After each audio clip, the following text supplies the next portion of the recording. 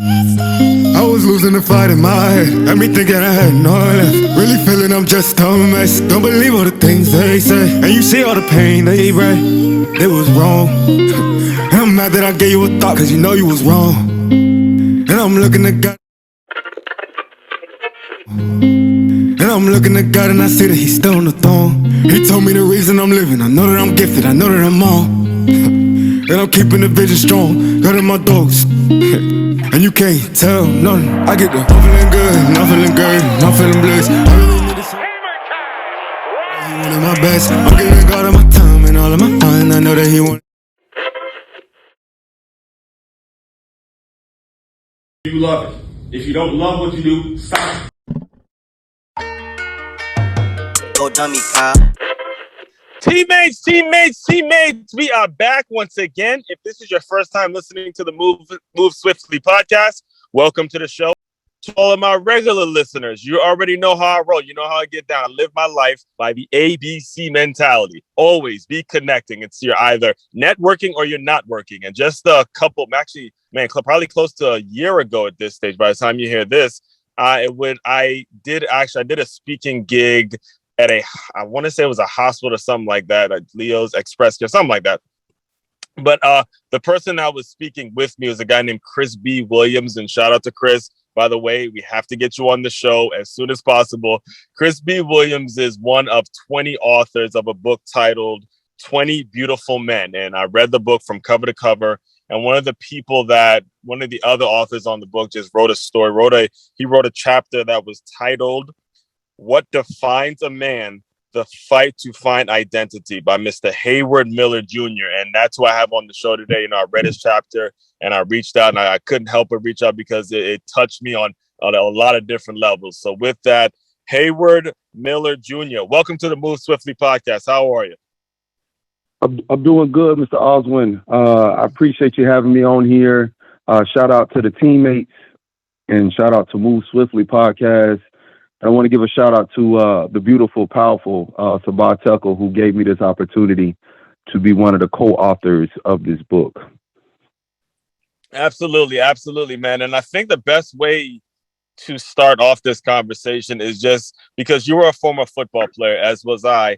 And one of the things that I always tell people is, as a player, especially the players, that's where your initial love for the game starts. So I think the best way to start it off is to just talk to people a little bit about what you learned as a player. First of all, where you played, and then what were some of your biggest lessons that you learned as a player that has helped you as an adult? Okay. So I'll give you some of my background. At the age of 8 is when I started playing football. I'm considered a late bloomer because the people I grew up around was playing football since they was 3. I started off late. The story goes where I was in the house always, just lounging around or just playing with the toys in the house. And the women in my family, they kicked me out the house. It was my mom, my grandma, my auntie. They got tired of me eavesdropping in conversations, so they kicked me out the house. And once I got out the house, I kid you no lie, football just hit me.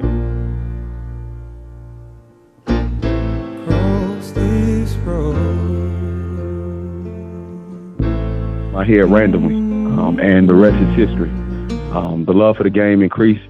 I didn't start playing football, organized football, until I was in 7th grade. The first position I gravitated to was running back, and it was because of Barry Sanders. So every Sunday I was watching that TV to see what he was going to do next, so I could take that and try to emulate greatness on the field. And so, I played running back for 2 years, from 7th to 8th grade, and then I went to 9th grade. Technically, I went to 3 high schools for the game of football. I was just trying to find where I fit, and right. I wasn't fortunate to find a coach that was willing to work with the talents that I possessed until my senior year. So 9th grade, I was cut from the JV team because I was too small.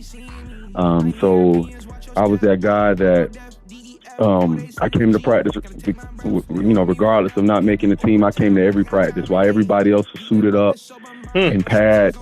whether it was raining or it was 100 degrees outside. I'm out there with my t-shirt and my shorts. This is after you found out you were cut, huh? Yes, after I was cut, I still went to every practice, learned every play. Matter of fact, I was teaching the teammates around me. I was teaching them the playbooks, the plays and the playbooks. So I was very engaged. I became a student at a very young age. I figured that's actually how Michael Jordan, I believe, if I'm not mistaken, I think that's what Michael Jordan, because he got cut. A lot of people do know the fact that he got cut, but a lot of people don't know he was involved even though he got cut. Yeah, I read that in his biography, and of course I've seen a couple of documentaries on MJ, and that's impressive to someone tells you no and you override that to say, what, I'm not gonna let no one determine what my future is gonna look like, what my success is gonna be. And so I had the same mindset, and so I ran after every practice. I ran the bleachers up and down. And I went to the weight program in the off season. I went from 120 to 157 pounds. So it was very successful. The work was put in. And then quarterback I played with in 8th grade, he calls me up. I transferred to play with him.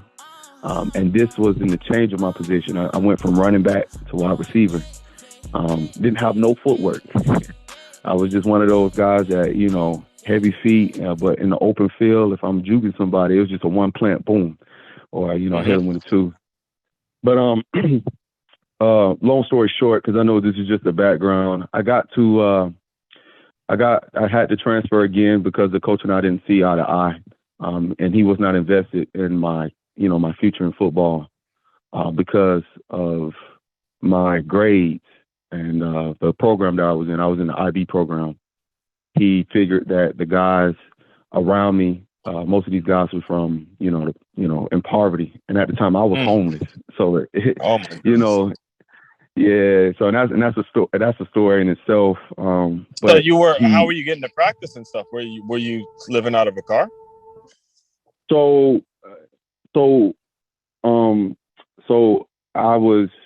We was living in hotels at one point. My mom had got it. I put it in the book. I got evicted. That's another part I was going to get to is, and what's more impressive, and I hate to cut you off and do this, but this is what happens on the show. There's no limits. Nothing's off limits and things like that. But because what's even more impressive, in my opinion, is the fact that your father wasn't around, but you were still able to kind of have that persistence to say, somebody cut me, but I'm still going to go out and try. I'm still going to go out and grind.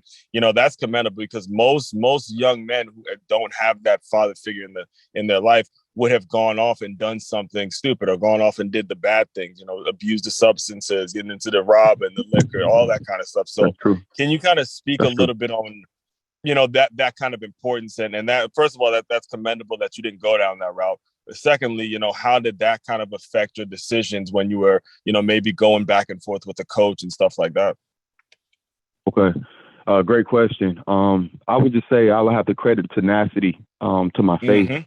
I believe in God, man. And I think, those nights where, you cry, you pray, and, you try to get your mind right. And I think just, where I'm from, Jacksonville, Florida, Duval, Duval, we have this mindset where there you go.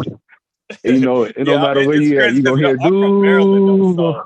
Yeah, I'm from Maryland, and you guys don't respect us as football. You guys keep talking about like we're basketball and stuff like that, but my name is Stephon Diggs. I went to the University of Maryland. I'm from Maryland. That's my hometown. I played football since I was 5. I'm looking forward to that. Representing where you come from. I think that's part of, that pride, that is instilling us at a young age. Like you said, we form athletes. We connect on that. So, when we step on the field of the court or whatever arena that we're in, we take on that mentality like, hey, I'm not only doing this, to be successful or, try to make my dreams come true, but we also put our families and our city on our back. And so absolutely. in the same essence, I think for me to have that tenacity was just like my faith, and just, having a family that at one point was just like, Hayward, this is just a dream, to where now they believing in me. was losing the fight in my head. Had me thinking I had no left. Really feeling I'm just a mess. Don't believe all the things they say. And you see all the pain they write.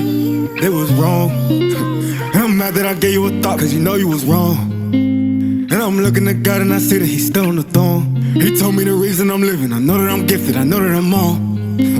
And I'm keeping the vision strong, got in my dogs. And you can't tell nothing. I get the I'm feeling good, I'm feeling good, I'm feeling blessed. I really needed some rest. I'm beating my chest, I know that he wanted my best. I'm giving God all my time and all of my mind. I know that he wanted me at home. Okay, you still need someone.